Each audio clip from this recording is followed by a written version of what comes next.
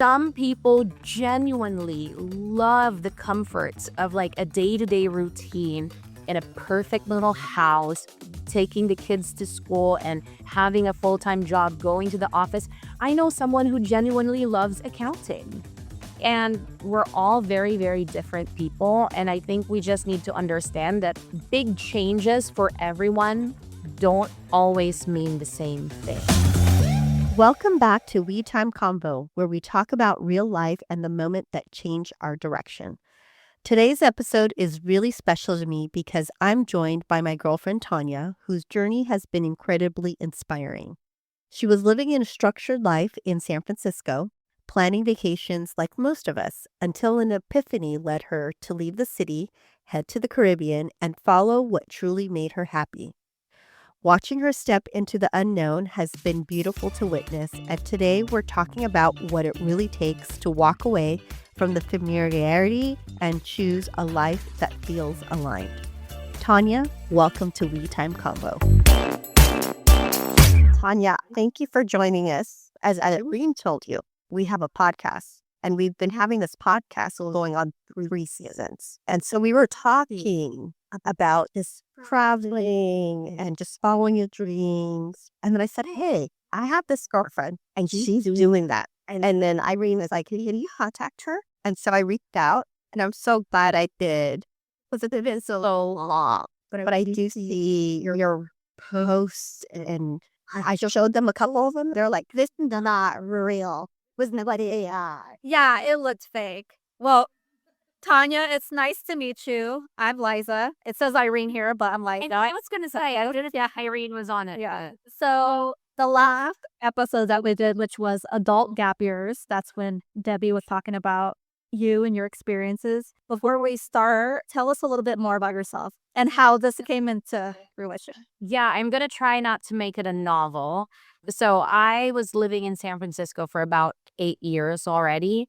Don't get me wrong, I was having the time of my life. I mean, I milked San Francisco to the fullest. And I can say that, I think I left at the right time because I definitely squeezed everything out of it. And I was working a lot. I was in the startup world, worked in a couple of startups that did not quite survive like, the big companies these days. But I was from an accounting background. I was in San Francisco. By the time I left, I was an accounting controller for a startup. And I just love to travel all the time. My rule was every single year, I need to make at least one international trip. And a few years in 2017, I went to the Galapagos Islands and I thought, this place is amazing. I'm screwed because no vacation is ever going to top this. And then I saw a picture of a man swimming with a humpback whale. And, even from the Bay Area, we're so close to Monterey where there's tons of humpback whales. I never actually went whale watching. I've never seen a whale up close. It's always been probably from a mile or 2 miles away. And so I said, oh, that's cool. That's different. Maybe I should do this. And it was really trying to find a vacation that topped my last vacation. That was the real reason. But I went on this trip to Tonga in the South Pacific, in this little tiny island. And we would go and we would search for whales. And it was the part of Tonga where there weren't a lot of operators. There were only, I think, 3 or 4 small boats going out trying to find whales. We never shared the same whales. And when I was there, something just clicked. And I just felt so happy. And on the last day, it was about a 10-day trip, I think. On the last day that we went swimming with whales, it was on the boat ride back to shore. I just thought, I'm doing something wrong. Because like with my life, I just knew I was so happy at that point. There was just this feeling of, this is what being happy is like. And I don't have a lot. I was in an island where we had very, very limited, very spotty Wi-Fi. From what I had heard of, like everything needs to get imported to this island. And people were so happy and people were so kind and people knew you by name. And, you have guests coming in with babies and the staff was already working hard to serve us would take the baby to the kitchen while they were trying to prepare lunch or dinner or breakfast for us. And it was kind people, happy people. And I thought, oh, it's so nice here. I never have to think about too much. And it was so quick that I decided, you know what? I'm going to make a life change. And at that point, I had just lost my job for one of the startups that was running out of money. And I said, I'm going to make a life change. Like, I want a simple life, just like the people here do. And I'm starting this new job next month. I'm going to save money for 5 years. And I'm going to go through this life change. That was, I just knew it that day. Well, life had other plans for me. And this new job that I started was nothing like what I expected. I wanted a startup environment, fast paced, where I felt like I could see the difference that I was making. And it ended up being a startup that had to follow the hierarchy, the corporate world of its parent. And I was miserable. And so after 6 months, I said, you know what? I think I'm just going to quit this job. And my boss knew the frustrations. He poached me to this new startup saying, we're going to run this. Like, we can run it however we want. And that wasn't the case at all. So I was on my way to work. This was in January 2019, 6 months after I had just been in Tonga. And I became obsessed with the whales. Long story short, I ended up booking another swimming with whales trip to the Dominican Republic, which was much closer. And that was scheduled for the end of March. So in January, I had it with my job. I was on my way to work in an Uber, and I said, you know what? That's it. I'm going to give my notice today. My job was a critical role. So my plan was, I'm going to go to this vacation in March. I'm going to help them find a replacement. I'm going to stay 1 more month after my vacation to train my replacement. 3 months notice. That's quite generous. On my way to work, I got an email from the Swim with Whales experience. And he said, hey, we just had a large cancellation for the week after you're here. If you want to make it 2 weeks instead of 1 week, I'm going to give you a pretty generous discount. And I thought, oh, well, I am kind of quitting my job. I'm like, okay, pencil me in. Wasn't like just made this decision, just 2 weeks. And then I realized I had a non-refundable flight booked, to come back.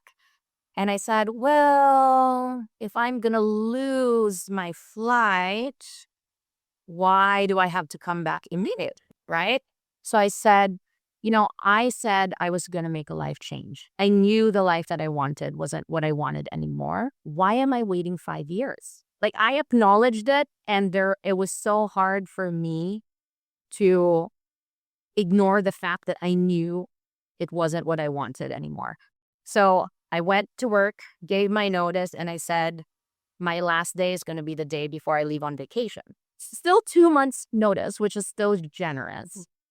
And I decided I'm going to go on this trip, and I'm going to make it a 10-week sabbatical in the Caribbean, figure out, go hop from one island to another. Can I live a simpler life? Can I do this? And I had to come back to San Francisco in June because my niece was staying with me for an internship. So that's why it was 10 weeks. And honestly, after the trip with the whales, then I was in Turks and Caicos. I got certified diving, and I was on that boat after my first dive. And I said, that's it. I'm going to give up everything that I have. I'm going to get rid of my very lovely rent-controlled Nob Hill apartment in SF. And I'm just going to go.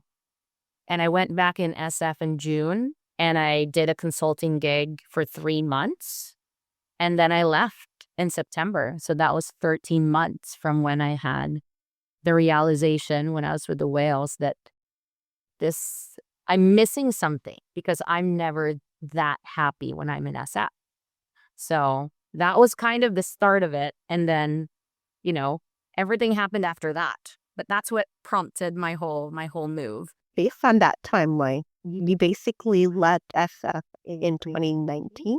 Yes, end of September 2019. So I went to the Caribbean. To be honest, You're going to get a kick out of this. My first destination was going to be this little tiny island called Saba in the Dutch Caribbean, which I had visited diving during the sabbatical. And I was supposed to go there to goat sit. I'm not even joking. Like, I'm not making this up. So in my 3 days diving on that island, I met this woman who found an abandoned baby goat. And she was in Florida. And she hasn't been back to Florida because she couldn't leave the baby goat. And so she said, will you watch the baby goat when you come to the Caribbean? I said, sure. So I was going to be there for a while until she was in Florida. But then the baby goat got injured, and then there was some rains and there was some damage to her house. So in the end, I ended up not going there, but I was already in St. Martin. I said, where am I going to go? And I don't know, I did some like meditation. I wasn't like a regular meditator at that point. I don't know why I felt I had to meditate, but I did. And then I opened my eyes and I said, I'm going to go to the Dominican Republic. And it wasn't even whale season. So went to the Dominican Republic and I found this beach town called Las Terrenas on the list of best places to retire. And I said, oh, this is great. I can totally rejuvenate and regroup because it's a beach town. It's meant for retirees. That means I'm not going to be partying. I'm not going to be distracted by, the social aspect of it. And then after a week, I was bored. And that they looked for volunteer opportunity. Yeah. Ended up in this school. It was a private school, but it was predominantly underprivileged children. And then there were some expat kids that pay to go to that school to subsidize everyone else. And I was in love with the whales. And sometime during my sabbatical, I thought maybe I'll teach, little kids about the whales and ocean conservation. And when I was at the school, then they basically told me like, I found out that they were taking the kids to see the whales in February or March. And I said, oh, you know what? Maybe I'll come back here. I'd love to see how the kids respond to the whales. And so that's what I did in October was volunteer with them, got to learn about this town, and it got me set up. So I wasn't planning on staying. And I decided, you know what? I'll come back in February to go on this trip with the kids.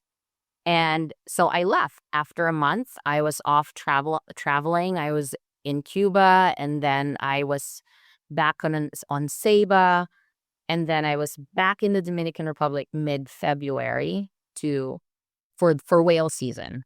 And then COVID hit, and I was there. And I said, well, I have nowhere else to go. Dominican Republic is significantly cheaper than other islands in the Caribbean. And I'm not going back to the US.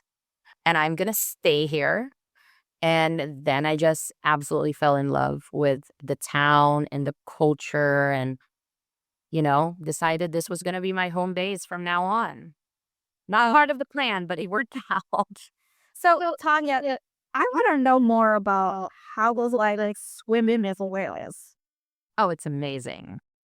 It's absolutely amazing. These animals, as big as they are, I mean, humpback whales grow up to like 40, 50 feet long.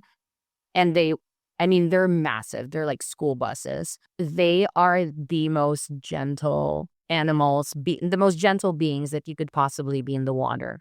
They're super curious. They just glide effortlessly. And there is just this big mass that, like, it's crazy when they swim by you, how massive they are. But they make eye contact. And that is the first time I was in the water with a mom and a baby humpback whale.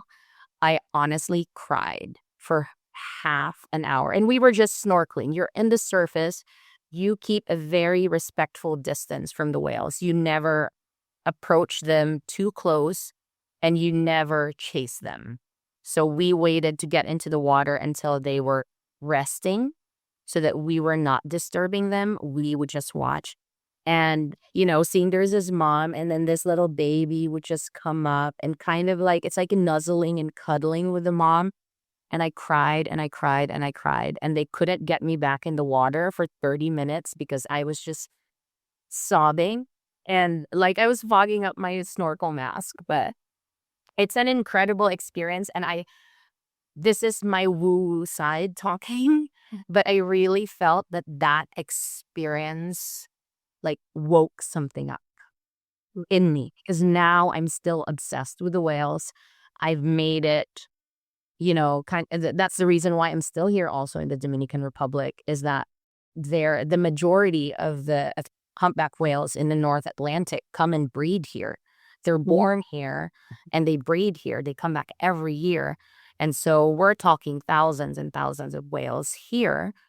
And that has sort of become like my purpose of being here, is to help educate the kids so that they not only learn about the whales, but they also think about why it's important to take care of the whales, the ocean, everything that's in the ocean. I'm going to try not to ramble on, but Debbie knows. No, I'm like mesmerized by your story. I just want to keep listening to you. So I hope you only heard all the woo things that have happened to me during my journey. You wouldn't even believe half the stuff that's happened to me, and I can't make this stuff up. Like you live a life that so many people want to live, but they're so afraid of. And it's very inspiring. So how many places have you lived in so far outside of the US? Not counting the Philippines where I was born and raised.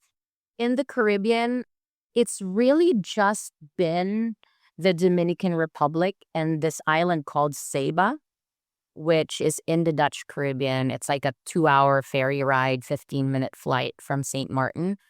I was there for 3.5 months. And then it's been Dominican Republic, really. I mean, I traveled to other places since I've made a life change, but the Dominican Republic and Ceiba were really the only two places where I lived. And if I tell you about the story and how I even ended up in Ceiba for 3.5 months, you're gonna laugh too. So Wait, was it the goat? it wasn't the goat. I went back for a different reason.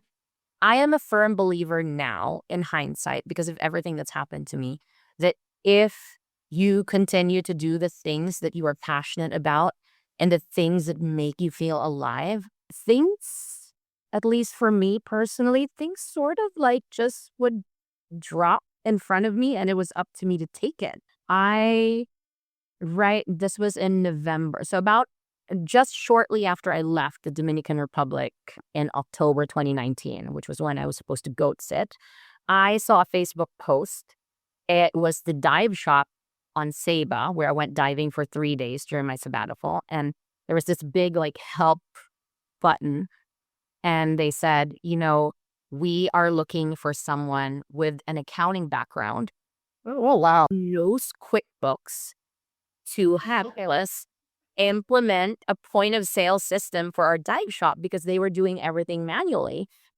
And I said, oh, that's so funny because I was in startups. All the startups from using QuickBooks, I was super familiar with it.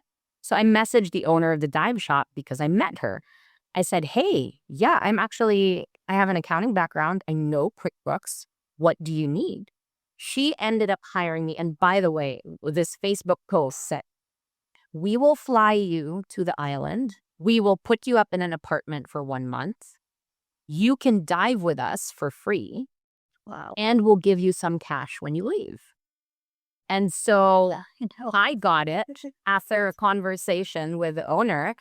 And I got there, I think, end of November. Long story short, they had a bunch of delays on their end. So I couldn't even begin the work until at least a month after I arrived. And that there were so many other delays that instead of 1 month, it kept pushing everything back. So in the end, they paid for my apartment for 3 months. I was diving every weekend for free, scuba diving. And then they paid me some cash after I left. And then the owner says, you know what? I'm so happy with your work. I'm even going to pay for your flight back to the Dominican Republic. And she paid for that too. Oh, So, I mean, before I left the US, I saved an amount of money where I said, okay, I think I can make it work for 6 months without any additional income. But then I didn't have rent expense for 3 months. Then I got some extra cash. So when COVID hit in March, instead of running out of money, I was able to stretch everything I had until November of 2020. So I was able to just like enjoy the island life. I wasn't working. I was going to the beach every day during COVID, making cocktails out of pineapples and, visiting a waterfall when there was no one around. And, it just felt like right in front of me. And there's been so many instances where I felt like that happened, but I just had to keep tregging along the path where I felt happiest and where I felt like I was thriving. Then And Tanya, this is crazy because obviously, like you mentioned, you're a controller. And so there's traits of a controller that it is totally like a completely opposite. But that I do know you personally, and I do see where you're coming from. So there has to be this like an internal struggle that you should have with yourself because this is wild. it's a total 180. Yeah, but I can tell you how and when it's sort of shifted. I think I have a general sense of when my mindset of being a controller that has everything down to a T, everything planned out, logistics were completely planned.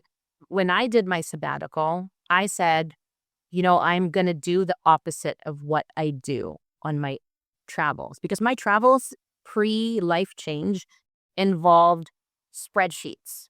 I can tell you exactly where I'm going to be at exactly what time, exactly what day, what country, everything is planned. So you're basically a part type A person turned type B.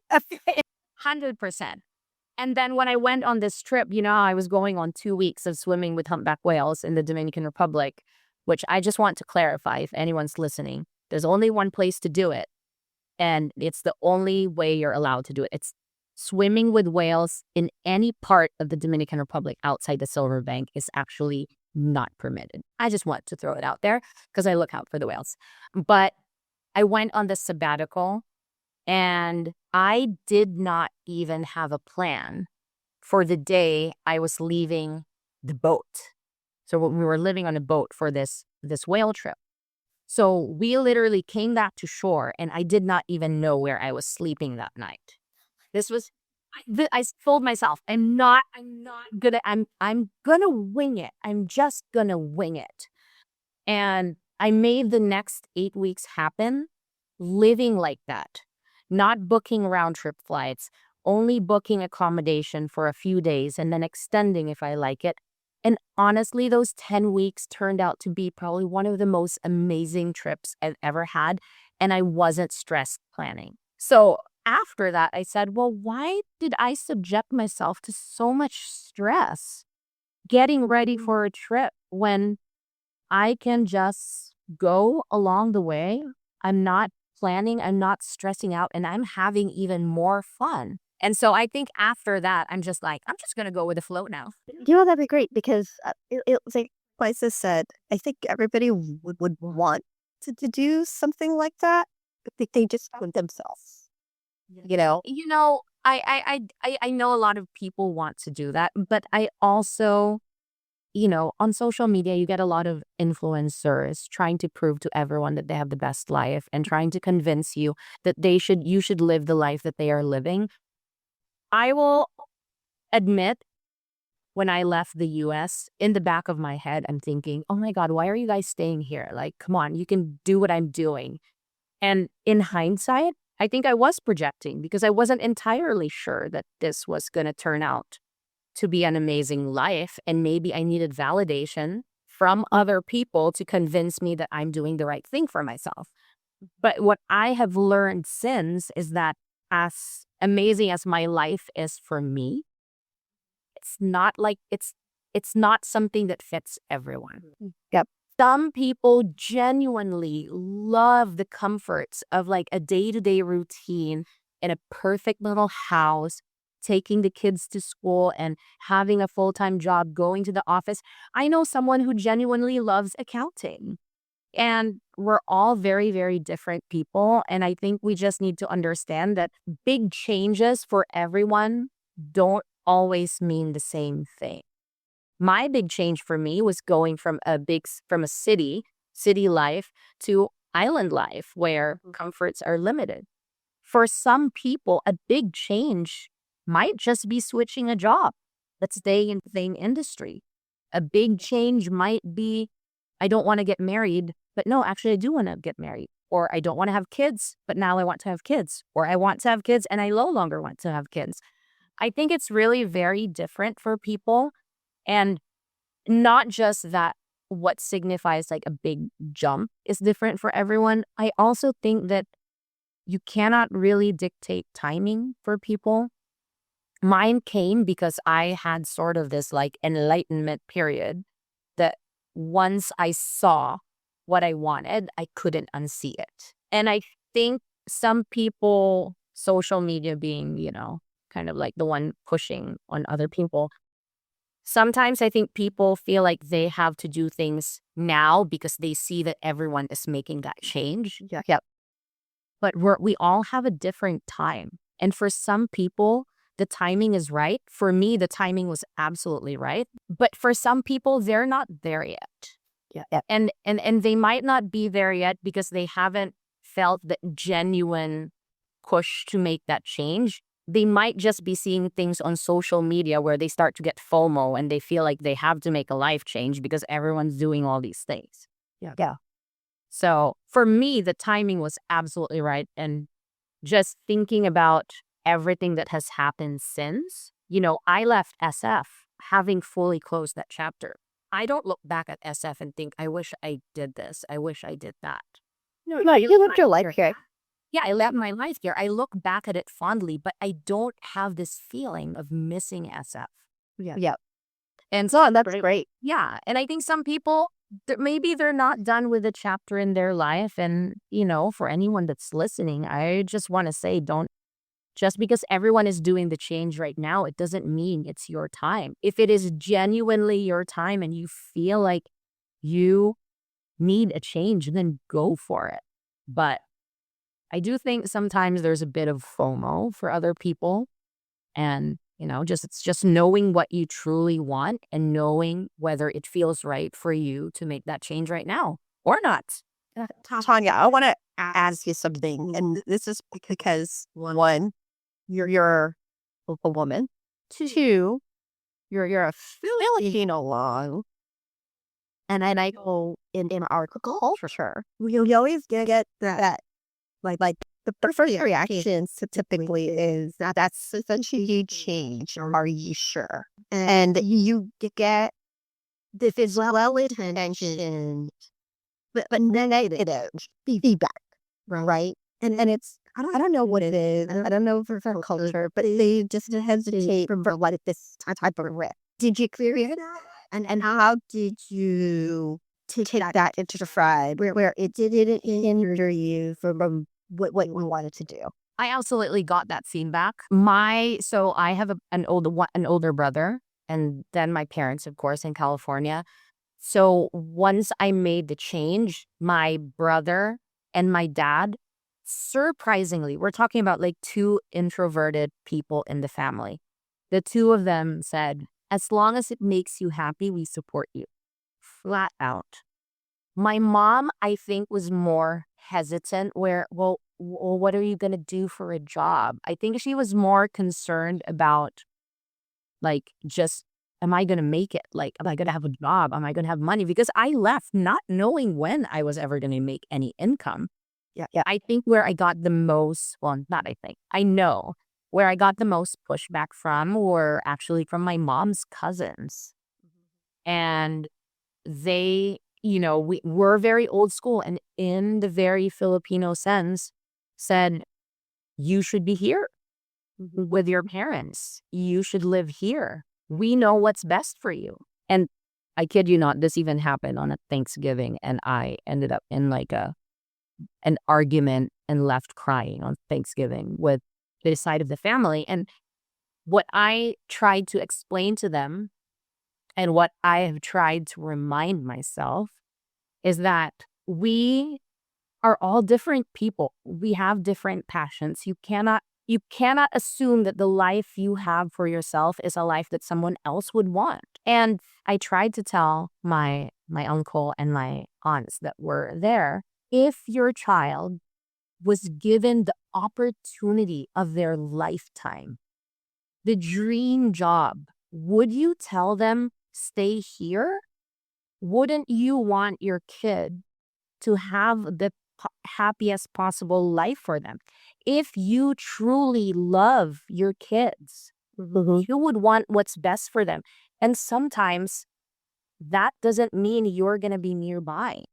Sometimes, and not just with kids, but with relationships. If you love someone, you do what's best for them. And the hard truth is that sometimes it doesn't mean you're part of it. And you might not be near, and by part of it, it could just be like physically, Sure. close to, or in the case of relationships, maybe you're bad for that person. You love them, let them be happy and healthy.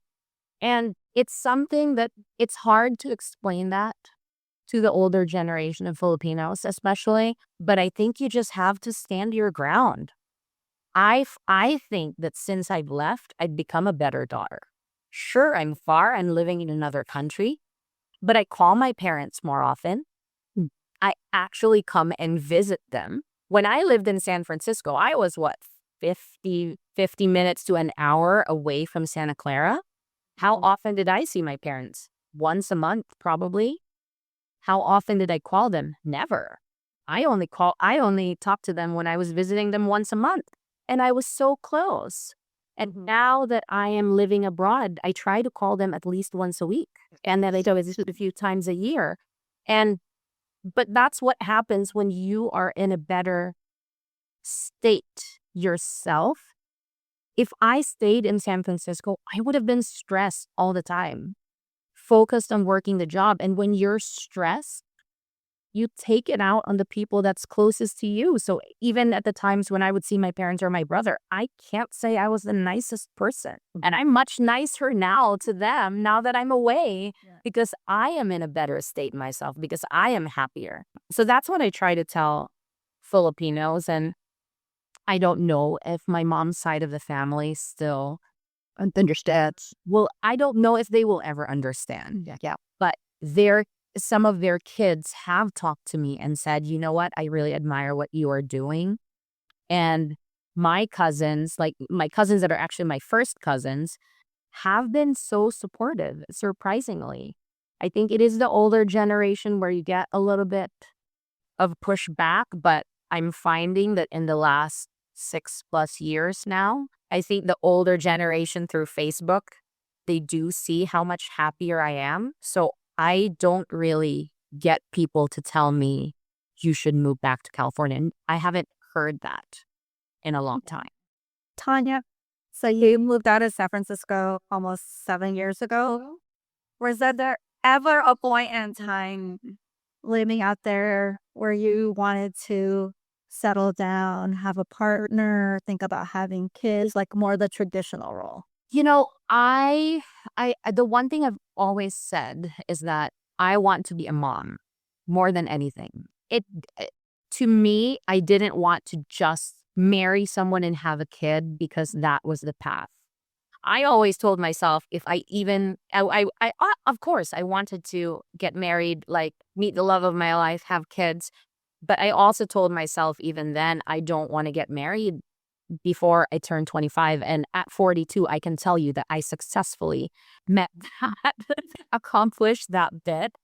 I never really met anyone that I felt I had a strong enough connection with that made me want to settle down. You got standard, girl. I got standards, and I've been on a few dates, and I didn't even go on too many dates in San Francisco, to be honest, because even from the messaging, I'm like, ugh, no. You're not missing out on anybody here in the Bay Area, just so you know. No, I absolutely still know that. I just my time is valuable, and I'm one of those people, like, I've always been able to do things on my own, I would go to dinner. I would go on fancy dinners by myself in SF. I'm having a bad day. I'm like, I'm going to go get a steak and wine and give me the truffle supplement, you know? I would just do that on my own, no problem. And I travel on my own, obviously. So I've never had an issue being on my own because I enjoy my own company. So sure, when I see happy couples with kids, I'm like, oh, that looks nice. But honestly, I don't I never really felt like, oh, is it my turn yet? Because I think my mindset was just somewhere else. Like, I'm gonna keep traveling the world, I'm gonna keep doing this.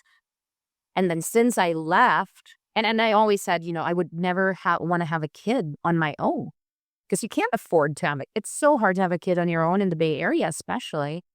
But once I made the life change, I said, well, you know what? If I really wanted to have a kid, I mean, I'm so much more open to having a kid now on my own because I am in a much more affordable place. I can actually raise a kid on my own living outside of the US. But I will also say that that need, I think, is less, it's like, it's tugging at me less now. I think because I've just, in the last few years, I spent a lot of time really like thinking about what I really, really want and wondering like, why do I want to have the kids so bad? And there's part of me that realized, did I really want it that bad because maybe I wanted to feel like someone needed me? Or did I really want to have a kid because I have so much love to give? But if I have so much love to give, why do I have to have a kid to do that? Give it. Yeah. Because right now, you know, I do work with kids. I'm teaching them about the whales in the ocean. I have friends and family that have a lot of kids. Like, I could still get that and then not have the responsibility of taking them to the doctor or feeding them or paying for all of their expenses. So do I still want to have a kid in the future? Yeah. I mean, I'm getting older, so maybe it's harder, but do I feel like my life is lacking right now because I don't have a kid or a partner? Not really.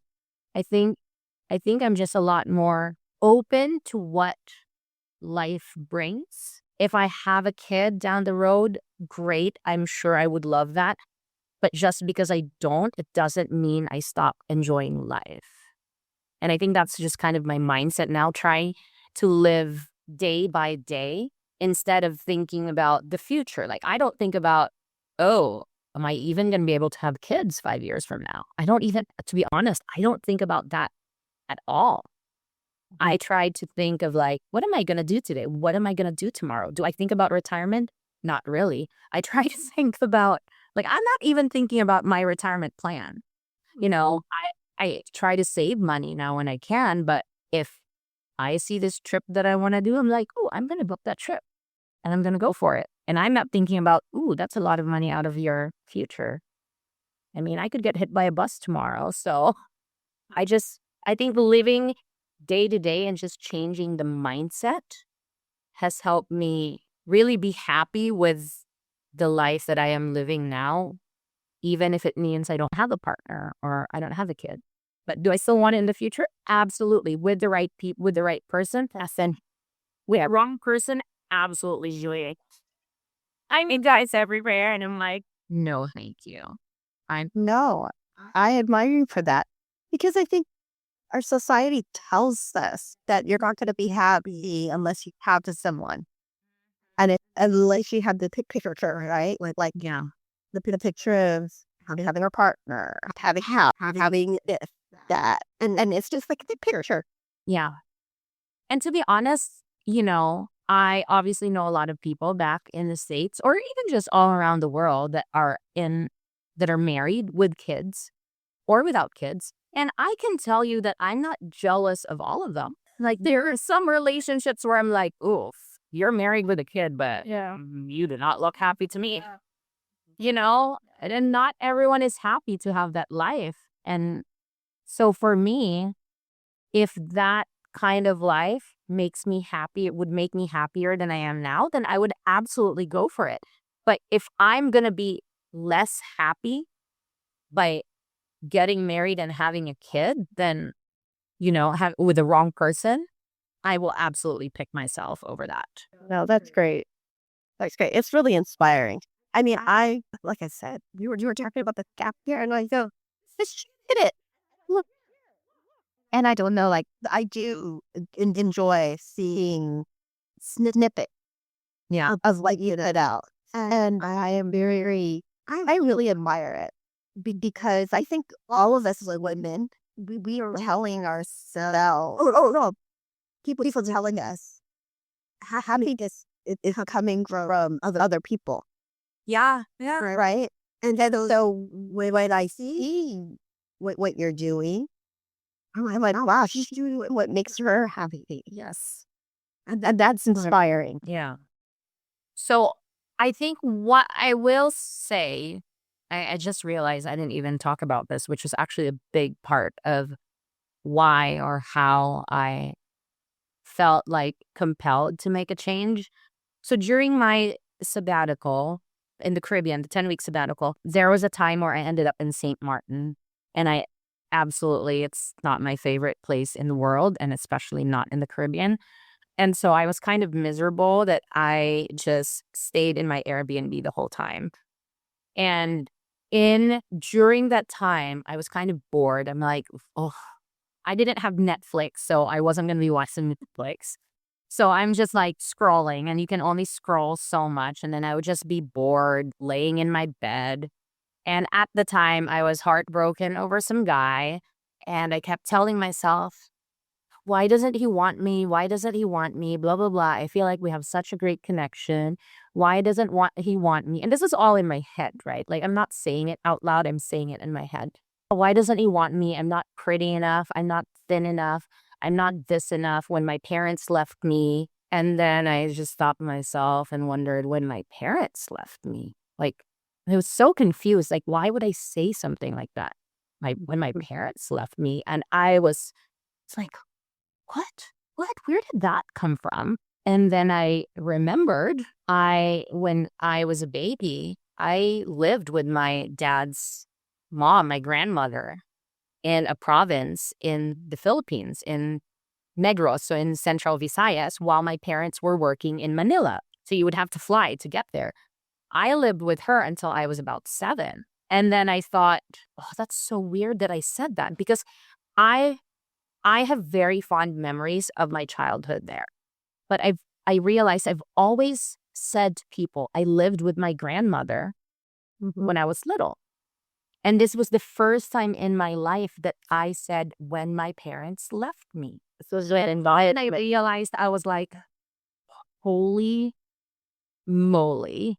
And then I just like sobbed uncontrolled. It's like this realization that, oh my God, like, I think there was part of me that did feel like my parents left me, but I was 35 at that time. That has never crossed my mind.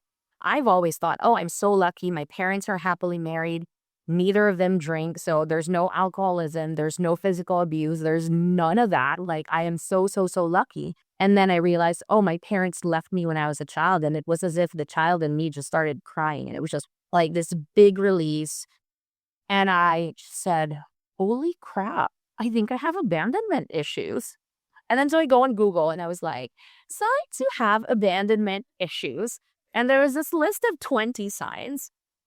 And it was like, you're a people pleaser. Check. You are you are an overachiever at work. Check. And you are this. Check, check, check. Everything was just like, oof. Oh, well, that I did not know that about myself. I guess I'm pretty damaged. I just never realized it. And, I was just processing it that day, and like the rest of the week. I kept thinking, oh my God, like, I lived my life doing, I chose the thing, I made decisions in my life probably because I felt like I wasn't good enough. And my parents left me, or at least that was a child in me, I think, realizing it at the age of 35. Like, my parents left me. My parents didn't want me. But the funny thing is that just, I think, less than a month before I left for the Caribbean, I went to see my doctor because I wanted to get scuba certified. And to get scuba certified, you needed to make sure that you don't have any of the listed medical conditions. And I had to check asthma because my parents told me, you've always had asthma as a kid. I don't remember it, but I checked it because that's what they said. And I was complaining to my dad. I was like, oh, this is so annoying. I have to go see a doctor just so he can sign this piece of paper. And then he says, yeah, you had asthma. Why do you think you lived with your grandmother when you were little? Because the air was so much better there than to be in Manila. You're like, I was like, oh, I mean, I think all my life I just said, oh, yeah, my parents lived in Manila. I lived with my grandmother. They were working there. That was the narrative that you had. that I had. Not that it was the narrative that anyone ever told me. It was the narrative that I had somehow concocted in my head. And so when that time came, when I realized, oh my God, I have abandonment issues. Like I've been making all of these decisions in life, just trying to prove to everyone that I was worthy, trying to prove that I was good enough, because if my parents who love me could leave me, then everyone else would leave me. At work, I would always take work from my boss because I don't want him to be overwhelmed. I would never delegate enough to my staff because I didn't want them to be overwhelmed. In the end, I was overwhelmed. Like I would take on everything just so no one else would be overwhelmed and no one else would leave me. So when I realized, oh my God, I think maybe that's what I've been doing all my life. But I also was able to tell myself, but your parents didn't leave you because they didn't love you. It wasn't because you weren't enough. They did it for your own good. Yep. Because it's fresh air in the province. So it was at that time where I kind of faced this abandonment issue that I never even knew existed. But I was able to face it right away because I already knew the answer. My parents did love me. That's why I was there. And so when I realized, oh my God, everything I did in life, it was just to prove that I was enough. I didn't focus on what I wanted to do because I was trying to be everything else for everyone. And since that day, I just made this conscious decision. You know what? From now on, like I get this second go in life to just do what makes me happy. And that's exactly what I'm going to do. And if it means not work, having like the highest paying job, if it means, living in a country where, you don't have so many comforts, if it means being on my own, if it means, this or that, like I'm just going to do it because I get a chance to reset. I finally get to live the life that I wanted because I have not been living the life that I wanted. And once I saw that, I couldn't unsee it. That's the one thing I tell people. Once it finally clicks, like you can't go back anymore. You have to move forward. And it came for me in 2019. It came for people, for some people, it came in their life maybe earlier, before they were 35. For some people, it comes much later in life, but I'm glad I got it when I did. So have you always been in the Caribbean then?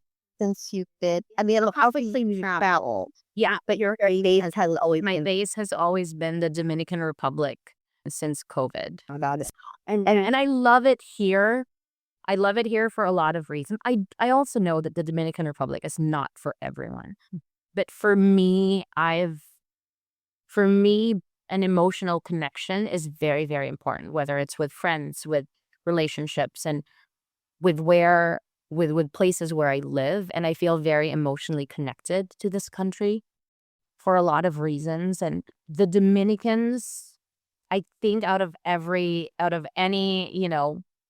culture I've ever been exposed to, the Dominicans are the epitome of living life and enjoying the present. They don't think about tomorrow. Sometimes people say that maybe they need to think a little bit about tomorrow, but they are very much like in the present on life. We're going to enjoy our life.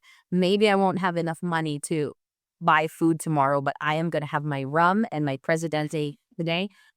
And that's just how they roll. And they are just happy people, lively people, generous people. They're so generous to expats and to people that have more than they do. But I feel like I just learned a lot from them being here, and I try to apply that to my daily life because they know what it's like to live with little, and still be happy. Yeah. Another question that I have is typically is safety, right to the issue because you're a woman, single. I'm sure they face my question sometimes. To be honest, I don't really feel like I've ever, like, one, I try to avoid situations that I already know are here. Like, I try to, steer away from places where I know, okay, maybe that's not the safest place for a solo woman to go. But in general, when I travel, so there's always someone that knows where I am, number one. Number two, I never wear earphones, ever.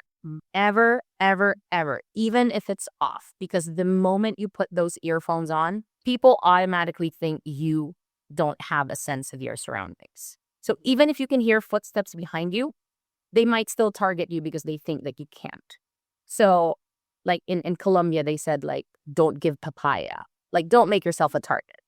That's a saying for, like, don't flash things, don't call attention to the bad people. But for safety, to be honest, I don't know, maybe I just listen to my gut too much. I mean, which is a good thing, that if I don't feel comfortable, don't leave. Like, I just won't. If somebody gives me like a creepy vibe, I listen to it. I did have like a pepper spray with me that I bought. I never carry it. I've never carried it in 6 years. It's always been left in my room. I don't go to places that are high risk, even if it's remote. And even here in the Dominican Republic, they get such a bad rap, I think, in the US, in the news, but I feel so much safer here. I go out dancing and I walk home at like 2, 3 o'clock in the morning. And sometimes the stray dogs walk me home. Like, I kid you not, like, I don't feel unsafe, and then there's like security guards in different places. Okay, it's dark. I'll walk home. If I feel like, oh, it's dark, but it feels a little desolate today, then I'll get on one of like the motorcycle taxis. I just listen to my gut. If I feel like something's weird, then backup plan. But if not, I'm fine. It sounds like you really are in tune to your surroundings, not getting yourself into a situation. And like you said, listening to your gut. Because I think a lot of times we know the thing that, and then we tire ourselves the correct day, whatever it is. And so you don't do that. No, there was actually a time during my sabbatical in the Caribbean. I was in Guadeloupe, and it was a French-speaking island. And I stayed at an Airbnb owned by this one guy, and he wasn't there, so his friend checked me in. And then later that evening, his friend messages me and he says, hey, I have friends from Bordeaux visiting. We're going to go out. We're going to do this. Do you want to come and join us? And so I said, yeah, sure. That sounds fun. So then I got in the car and it was 4 guys. And I'm like, oh my God. But I didn't get a bad vibe. Okay. And all from one, the friend who invited me. And then I met all of them. No bad vibes at all. So I was fine getting in the car. But then we started going to his house, which is, I think, in the valley. And it was dark. I was in a car with 4 guys, and I'm just thinking, What did I put myself into? oh my God. Like, I was starting to get nervous, but I was like, no, not these guys. Like, these guys are like I did not get any creep vibe from them at all. And then turns out we go to their house and they were super chill, and they have this, bottle of alcohol, and they offered me some, and I'm like, no, I'm okay. Again, I didn't get a bad vibe from them, but still, I'm in a place with 4 men and they offer me alcohol that's from their house. I'm not going to take it. Yeah. It's just, common sense. And then I ended up going out. Then we went to a bar after, and we met this like boat captain who made some nasty comments about me and kind of implied that, like, he wanted something from me. And these guys spoke French, and then they got so pissed at him. Like, they cussed him off, and I was like, what is happening? What is happening? And he's like, no, I don't even want to repeat to you what he said, but they stood up for me. And so, I think that just goes to show I think the average person is a good person. So I try to lean into my intuition, where if I'm not getting a good vibe, like, I don't want to live my life in fear. However, if I do get that bad vibe, believe me, I will be out of there quickly. So yeah, listening to your gut is very, very important. And even if you don't get, like in this case, I didn't get a bad vibe from them, but it doesn't change the fact that I would form in and their whatever alcohol bottle came from the house. I'm just not gonna drink it. Like, I'm just not gonna drink it. Yeah, the only thing I drank was a beer that I saw them open right in front of my eyes. But I mean, that goes the same for here. Like, when you just don't do it. exactly, it's I really think that it's just listening to your gut, and also not like listen to your gut and not like FOMO. Because sometimes I feel like people do things because of like, they're afraid they're gonna miss out on certain things, even if they don't want to do it. Yeah. Very, very true. So, Tanya, you're like 6+ years into it. Yeah, like 6.5. Yeah, 6.5, going on 7. Have you thought about like at what point you're gonna shift from the Korean, maybe move somewhere else, or you really get there? Right now I don't have any plans to leave the Caribbean. I really do love the Dominican Republic. I think that as much as I have traveled, I can tell you that there are only maybe like the only places where I feel so connected to, where I would even consider living, would be obviously the Dominican Republic, Spain, which is totally different, and maybe spending more time in the Philippines so I can spend time with my family. Living in the US, as you know, we only get 2 to 3 weeks of vacation. And for someone who makes it a point to travel internationally every year, the choice was always either you go to the Philippines or you travel. And I honestly picked travel most of the time. I took the Philippines for granted. But now that I have an alternative lifestyle and I can pretty much, I have an online job, I can go to the Philippines every year if I want to and work from there. So I I also have much more of an appreciation for my childhood and my life in the Philippines that I think I took for granted when I was there. So now, would I live in the Philippines? To be honest, I still don't know if I can. I think it's too close to home because then everyone knows you, right? You have even more family around you. But do I see myself visiting 1 to 2 months a year? Yeah, absolutely, every year. But for now, I can't think of living anywhere else but the Dominican Republic. And you just mentioned you sustain kind of your lifestyle because you have remote work. I do. When I left the US, I honestly thought I'm done with accounting. Like, this is just not going to happen. And then COVID happened and living in the Dominican Republic happened. And a lot of Dominicans don't have, the best job opportunities. So if they're struggling with it, like, I certainly don't think I could, at least for now. And I don't want to take any jobs away from the Dominicans. And even if I, had a job here, it's obviously going to be paying so much less that where I even be able to afford a flight back to visit my parents. So I started to think about, oh crap, what am I going to do? In November, in in October 2020, went to visit my family for the first time since COVID happened. And I had dinner with my ex-boss, who was like the best boss I've ever worked with. Like, she's just like, I have my good bosses, and then she's like just an outlier. We had dinner, and she had started a new job, and she was asking me what I was going to do for income. And I said, to be honest, like, I think I have to go into consulting because I don't think I'm going to find a job here. And then she started asking me, well, what do you want? I said, I don't want to work full time. I've established that, I've realized how important it is for me to live life and enjoy life. And I want to continue teaching kids here. And I want to be able to do that and not have a full-time job prevent me from doing all of that. So she and I ended up with like a part-time job arrangement for me. So it would be you.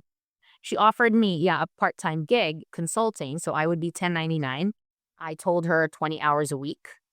If needed, I'm willing to put in additional hours, but I don't ever want it to be a permanent thing. Like, for limited periods, maybe I'll help out more, but no, 20 hours is what I wanted. And that was October. So I only had enough funds to literally get me through November. And then I started in November. So that Well, again, back to it just kind of happened. things like plopped in place. So then I ended up working that job.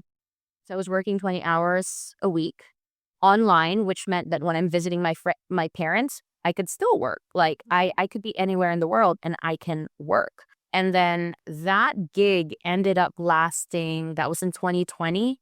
I think we started with 1 year. It ended up being almost 2 years working with them. So I had a steady income. And that was, a California company. So I was making like dollars Yes. Yes. and living my monthly expenses were $1,000 a month. So I was saving money. It was the most I've ever saved in my life. It was the least I've ever worked, and it was the most I've ever enjoyed life. And I had time to do volunteer work. So I did that for 2 years, and then I could tell, okay, well, I don't think they need me that much anymore. It was getting a bit slow. And my cousin was getting married in the Philippines. I said, you know what? I want to travel Asia. I don't really want to take a laptop with me. So then we agreed it was a good time for me to stop working. So I left. I didn't work for 2 years, for almost 2 years. And then, I was just living off of whatever I had saved. And then in 2024, I thought, oh, I think I might have spent more money than I thought. I picked the most expensive hobbies, unfortunately, like scuba diving.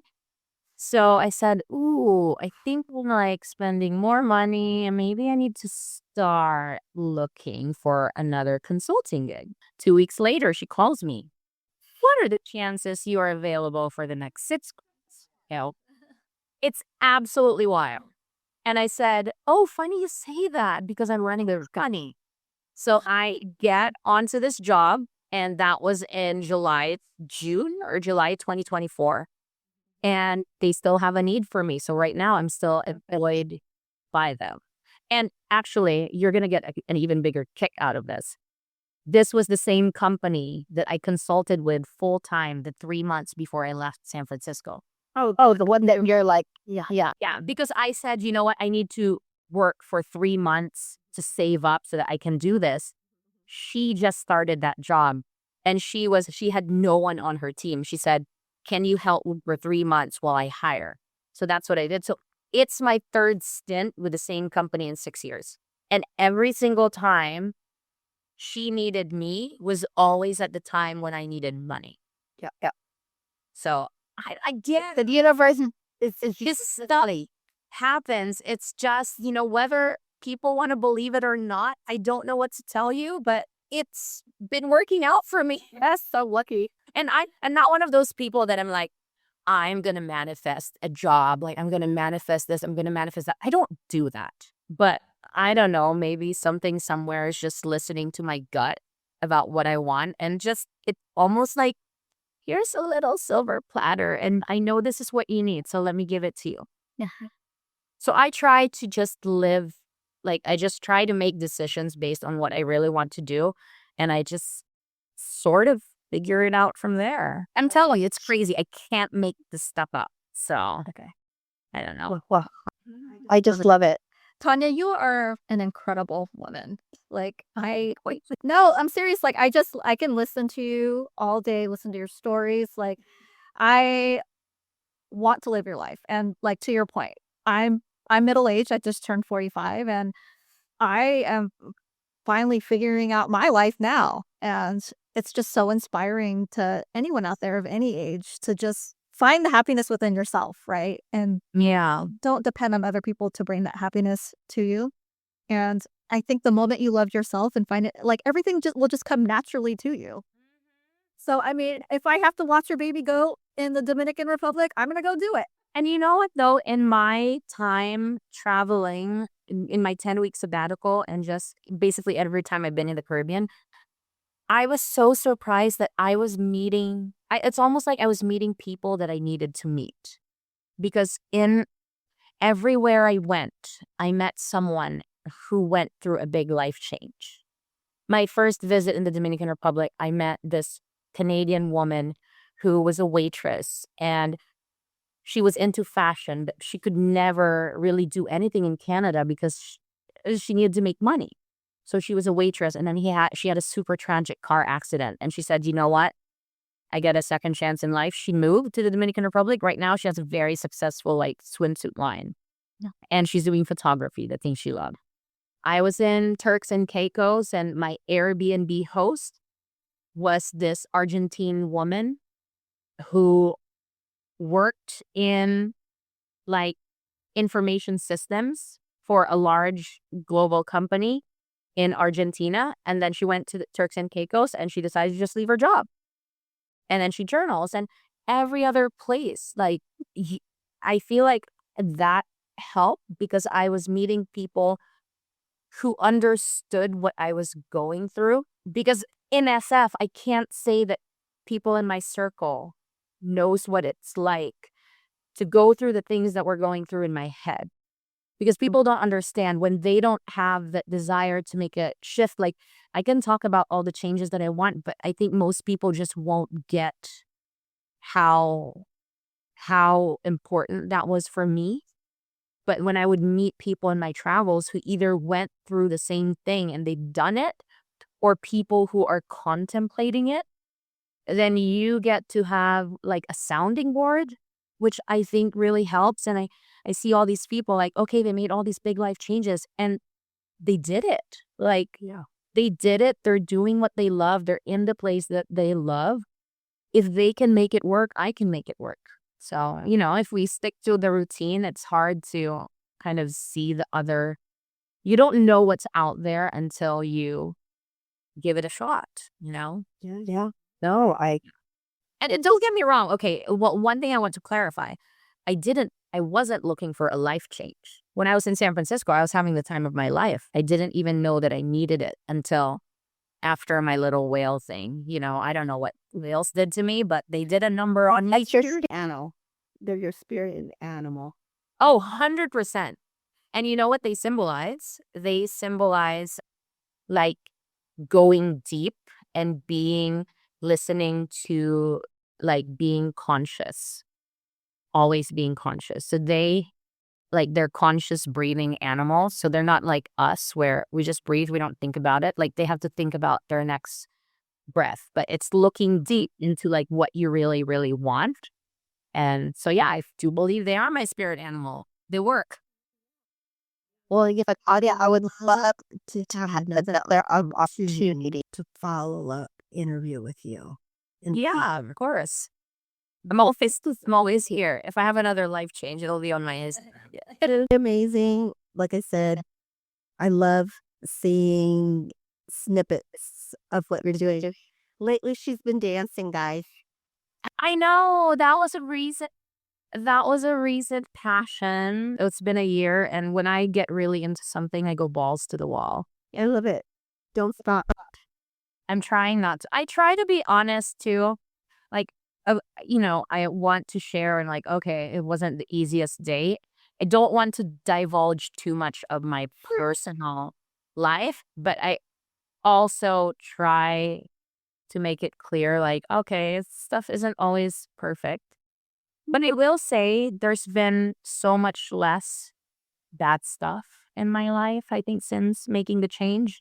So what you see on Instagram really is my life. Believe me, when I have hiccups, I also post about it. I think I don't pay attention to those. Yeah.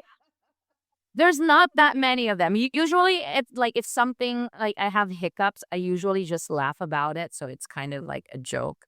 Well, I want to say that even from far away, you are bringing your joy. So just it's still adult. Just stop. It is really inspiring, and you know, I'm rooting for you. Like I love it. I love it, Tom. Thank you so much. I was actually very surprised that you had a podcast. So Debbie messages me. She goes like, so I have, we started this podcast. We would love for you to be on it. And then I was talking to Irene, and Irene says, oh, I just said, like, what's it going to be like? She said, oh, well, here, I'm going to send you a copy of like a podcast that we had. And then I look into it and I'm like, season 3? Girl, I did not even know about this. Yeah. So I mean, it just happened. Yeah. And it just kept going and never stopped. I mean, I don't know if we have time, but I mean, how did this whole podcast start with both of you? I'm just curious. Like, I mean, I imagine it was probably not in the cards and Oh no, zero. in the plans. I mean, that's an unexpected path.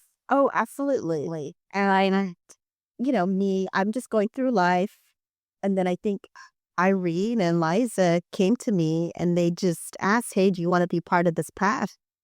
And I'm like, "What does it mean?" Like, and I'm saying, "Sure, try it out." But I love it. It's an outlet. I lose stuff all the time. Yeah.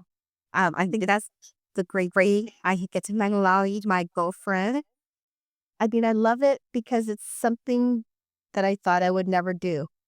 Like it never crossed my mind. I mean, and we get to meet people and hear stories like yours. Like if we never had the podcast, I would have never known about your story of just swimming with the whales, and it just brings so much inspiration. And thank you so much for coming on. It's just you're amazing. It's been really nice. Can I ask you one question? Someone asked me this recently.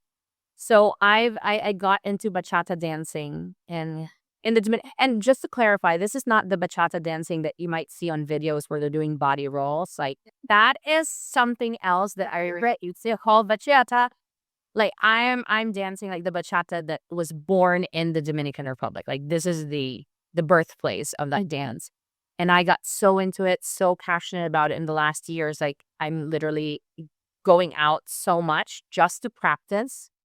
But one of the dancers recently asked me, what do you feel when you're dancing bachata?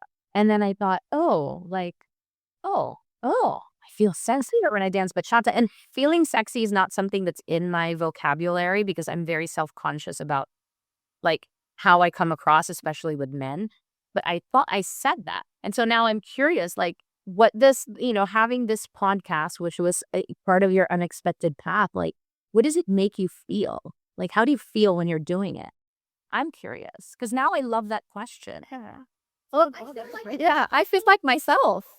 Like I when I'm doing the podcast, I feel like I can say whatever the hell I want, and that's what I love about Irene is that she lets me be me. Like I cuss all the time. I have a potty mouth, and like she doesn't sit there and tell me like, no, this is like a family thing. Like she just puts the E rating on there, but she also so like tells me like, hey, do you really want to put that out there? Like she also checks me because I'm like, okay, well, I do have kids and I do have a job and I do want to keep that. So I feel more myself when I'm in this podcast, when I'm doing the podcast, and it's just has brought so much out of me, and I love it. Oh, that's really nice. Yeah. Thank you for asking that question. Yeah. No one ever asked this question. No. But you know what? I never thought to ask this question before until like one of the dancers asked me, and I'm like, ooh, that's a nice question, Not instead of like, what do you do for a living? No, it makes me feel present. Like That's a good. I'm constantly like work. You know how it is. I'm working, family, mommy. It's constant. Yeah. And the podcast makes me feel present, and it makes me feel like it's mine. Like this is for me. Yeah. Because a lot of times I do a lot of things for other things, right? Like Yeah. this podcast is for me. So Yes. I enjoy it. I think that's really good that both of you are doing it for you because I do think that most people forget to do things for themselves, whether Very true. maybe some people focus on being just a mom, just a partner, just a friend. And how about just you? Like, treat yourself. Exactly. I had 3 cheesecakes for breakfast. Hey, I'm glad you have this outlet, and it's a way for you to just dedicate some time for yourself and, Yeah. you Yeah. know, And connected to like outside of the rat race that we live in, right? So it's wonderful. And it's wonderful to connect. Like we have so many different guests come on. I learned so many different things and just hearing other people's story. Yeah. I think and there's a lot of stories out there. yes. There's a lot of stories out there, and also different, also fun. Well, I'm glad that I connected you with Liza and Irene. I told them a little bit about you. And so I'm so glad that I connected you guys because you are, like I said, really inspiring, Tanya. Yes. Oh, thank you so much. That's so sweet. You are. Well, thank you so much for coming on. It's so nice seeing you. Thank you for having me. Yeah. Oh, can I just say, I met this girl recently who was visiting the Dominican Republic, and we met dancing. And she started asking me about my life change. So I was explaining to her everything that I talked about. And then she said, you know what? You should do a podcast. That's what she told me. Yeah, she literally told me this the day before Debbie messaged. I kid you not, Debbie. I kid you not. She says, you should do a podcast. I said, I don't know. Like, where would I do that? And then Debbie messages me the next day. Hey, I thought of you. I swear that's hungry ass. It's absolutely bananas. Yes. So, Well, I also know that I'm here to the if we ever are around that area, with us. Yeah, we should do it. We should do it. absolutely, you should absolutely do it. Yeah. Yeah, you should absolutely come in. Can anybody see the whales? What? Can anybody see the whales? Like, There's parts of the country where you could see it from certain viewpoints, but most of the time people go whale watching. The season ends next week, so it's usually like mid-January to end of March is the best time to see them. It's about an hour away from where I'm at, but we have waterfalls, we have hiking. Half my town is a beach. I mean, it could be as cultural or as, lazy, happy vacation as you want it to be. So if you ever come here, you'll let me know. And I'm going to show you how wrong the stereotype is of the Dominican Republic because it's amazing here. what is it behind trying to say? It's like duration, like 7 days, 5 days, 7 days, 10 days. It depends how much you want to do. And like if you just want to stay here or if you want to go to other parts of the Dominican Republic. I've had friends who visited and they were here for a week and they pretty much just stayed here. We did some waterfalls, some beaches here and there, but like 7 days was perfect for them to have some like exploration, but also have some days where you're just holding a pina colada on a lake and getting a tan. So it really depends. I would say to make it worthwhile, minimum 1 week. Got it. Yeah, but Yeah. it's great. Tanya, thank you so much. Thank you. Thank you for having me, Liza. So nice to meet you. Oh, so nice to meet you, Tanya. Thank you.